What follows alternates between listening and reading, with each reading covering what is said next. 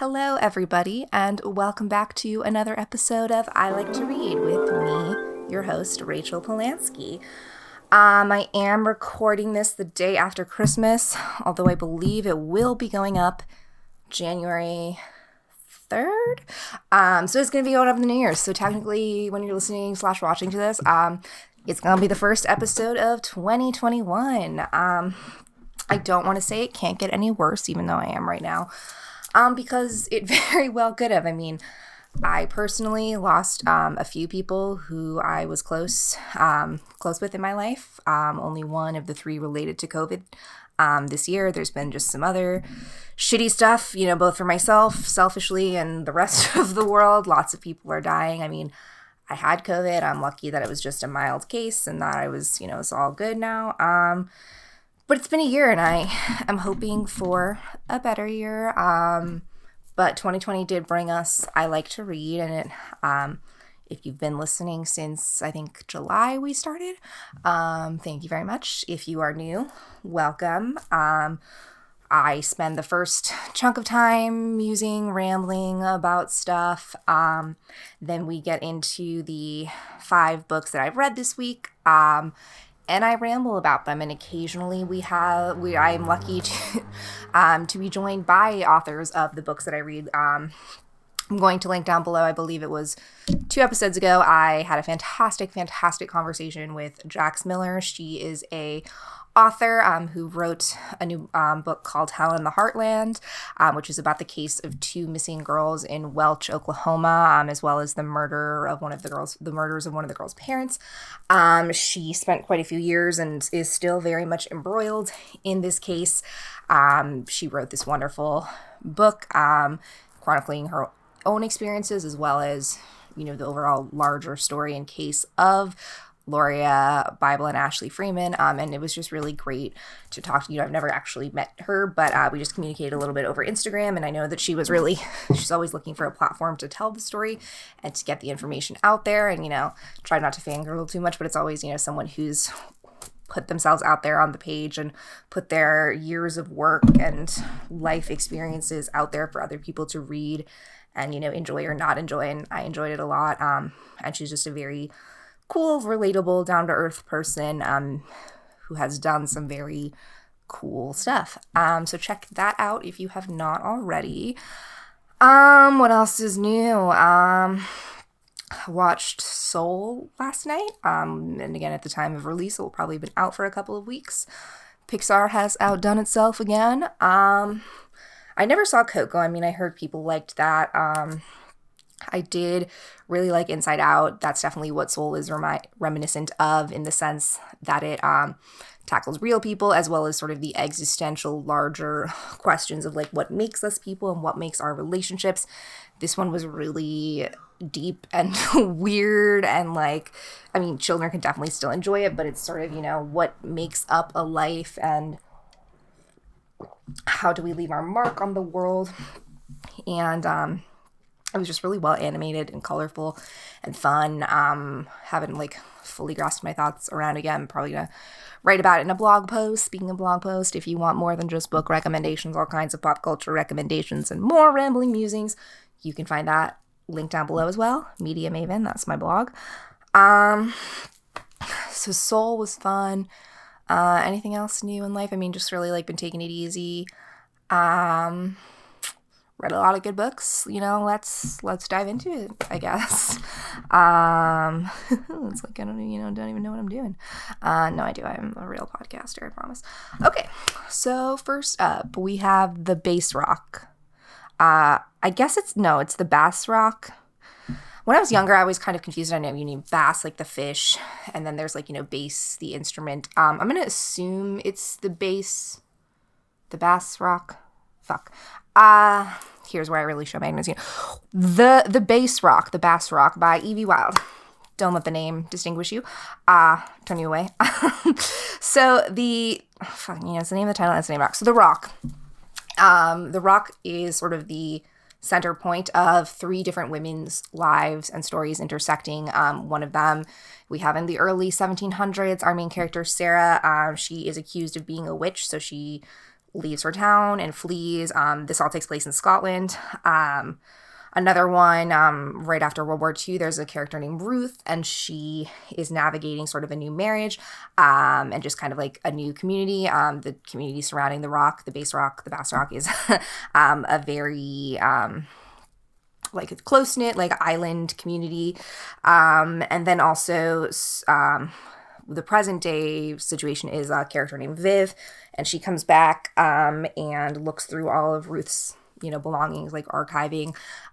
So they're all sort of intertwined in the notion of like sisterhood, and it's very, like what I've read so many, and I've definitely talked about them too. Like I always find it such a rich narrative device, not only to have multiple perspectives, but to have multiple perspectives that have very different worlds and very different situations. Of course, whether it's a mystery novel where we're seeing 7 characters digesting the same event and we're seeing it through their eyes, or whether it's, a larger, more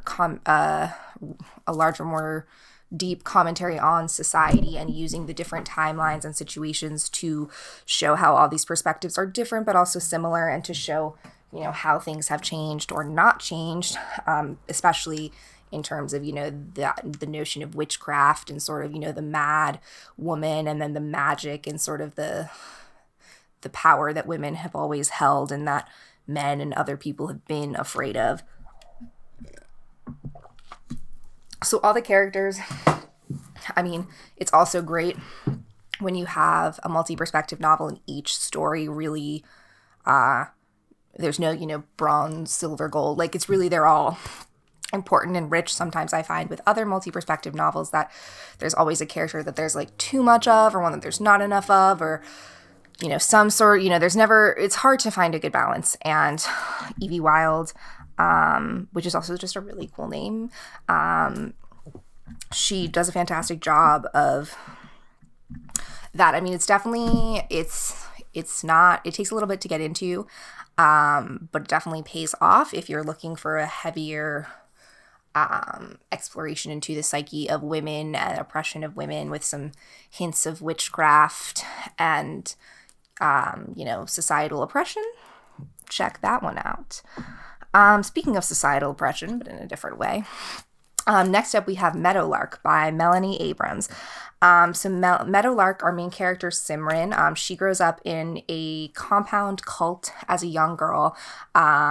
It is a cult. It's pretty much like, it's disguised as sort of like a hippie compound, like peace and love, but there's definitely cultish, religious aspects to it, kind of similar to the Bhagwan Rajneesh, people in Wild Country. But Simran eventually escapes as a young teenager with her friend Arjun.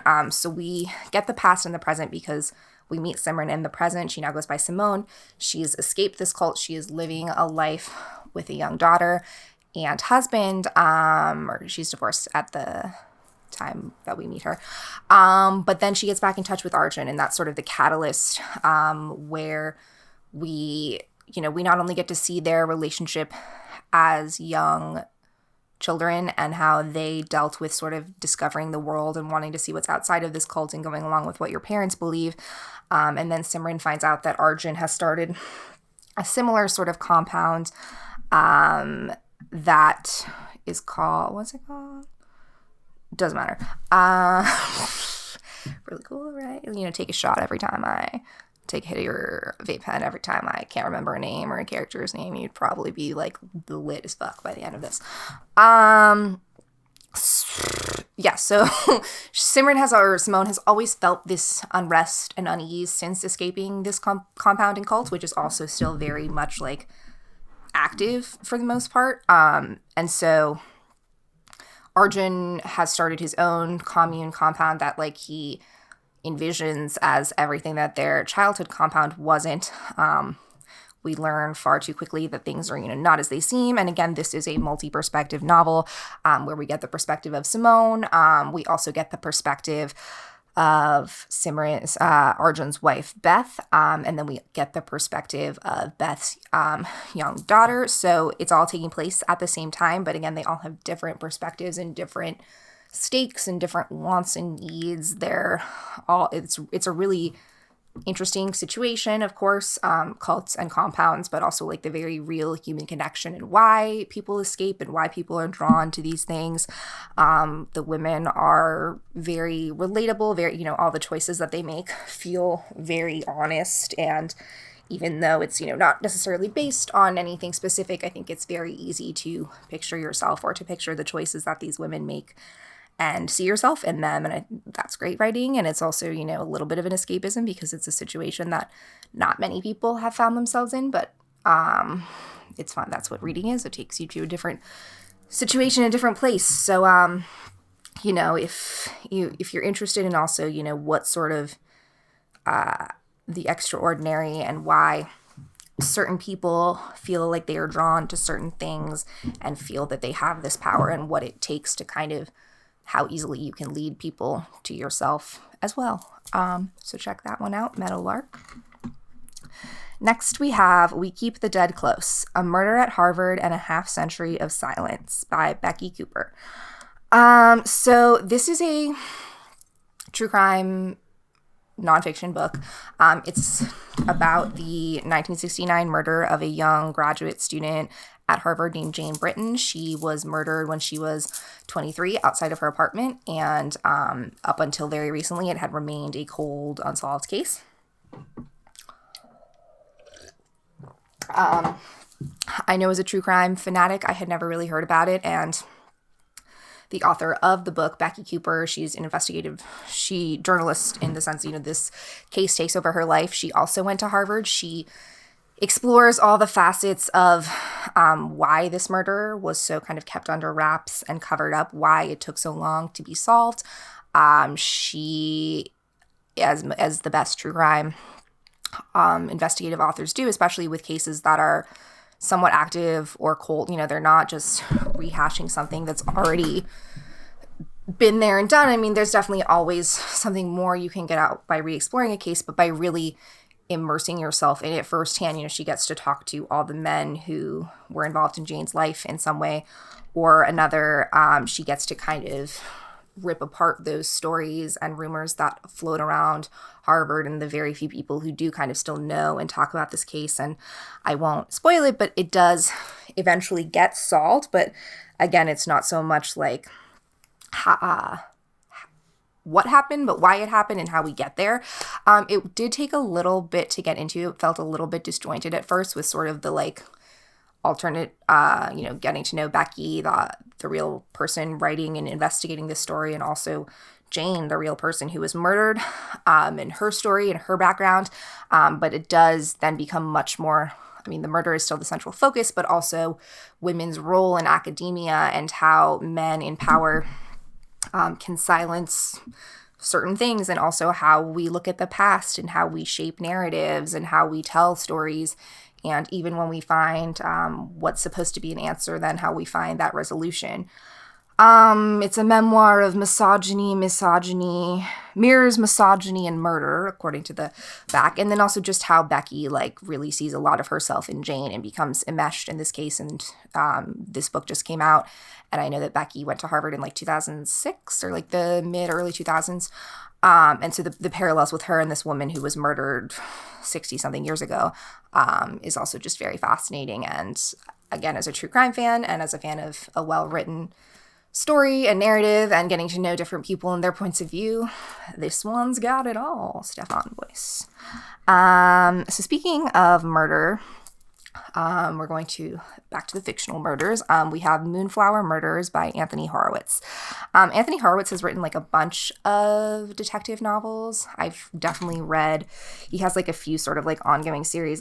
There's one before this, which is called the Magpie Murders, and that's the Susan Ryland series. But everything, he's just kind of a modern, he's definitely influenced by Edgar Allan Poe, Stephen King, Dashiell Hammond, Agatha Christie, just that sort of Hitchcocky and, whodunit thriller with so many different layers, but also so much intention and purpose to everything that he does. This one, Susan Ryland is the former editor of the author, I think his name is, Alan Conway. And so she's kind of just living a quiet life. And then she finds out that a book that the late Alan Conway may have written contains the answer to a murder of a family in London, and an advertising executive who was murdered at their hotel. Someone was they believe wrongfully convicted. So Susan sort of immerses herself in trying to solve the case, but also quite a bit of the book itself is then that book, the fictional book that Alan has written. And so Horowitz, as an author, really always just loves to play with the notion of like, who is the reader and who is the author, and what twists do you think you see coming? And every little thing is so intentional, but whether it's to throw you off the path or to keep you on it, he's just got a really keen eye and sense for what makes a good mystery and what makes a readable mystery. Again, similar to the vein of Agatha Christie, the characters also are super enriching. I find that I can read a lot of sort of like mass market-esque mysteries where the plot is really fascinating, or it's like, oh shit, I didn't see that coming. But then the characters are very like rote and somewhat one-dimensional and forgettable. And I feel like everyone in this book is super vivid and well thought out and definitely very cinematic. I don't know if these will ever be turned into TV shows or movies, but I can definitely see them getting that sort of treatment. So if you're into any, you want a fictional thriller that has some smart and depth to it and takes you across the pond to England, check out the Moonflower Murders, but also really check out anything by Anthony Horowitz. I've definitely read at least his past few recent ones. Like, he's written the Alex Rider series, which I didn't know about, but the Magpie Murders was really standout one as well. Has he not written? I feel like I thought I read more by him. Oh, yes, I'm sorry. It was then the detective Daniel Hawthorne I read. The Word is Murder was also another really great one that came out a few years ago. I apparently gave it 4 stars. And then The Sentence is Death, I guess I gave 3 stars. So if you have to check out one, check out The Word is Murder, but also check out Moonflower Murders. And then last, but certainly not least, we have Real Life by Brandon Taylor. Real Life centers around Wallace, who is working towards a biochemistry degree at a Midwestern university. And we get to know him at first more through like his interactions with other people. Like, he has very weird and uncomfortable interactions with most of the women who he works with in his lab, as well as his group of friends.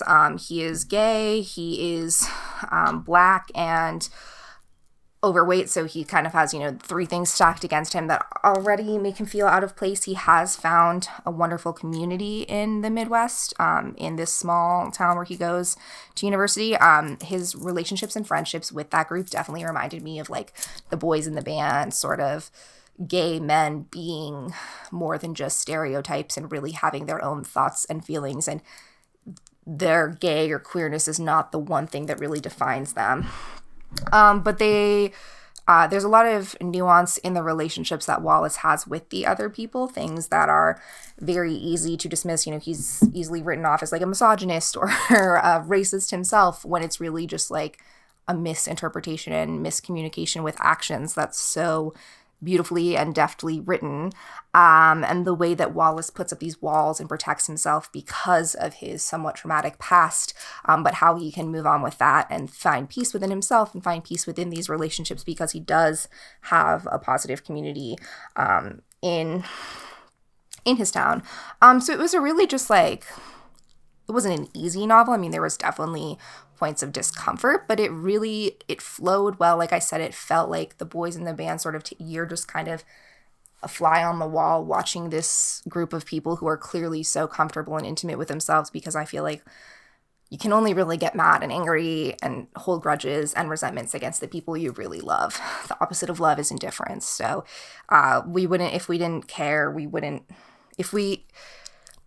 words. We clearly care, because if we didn't care, then it wouldn't bother us.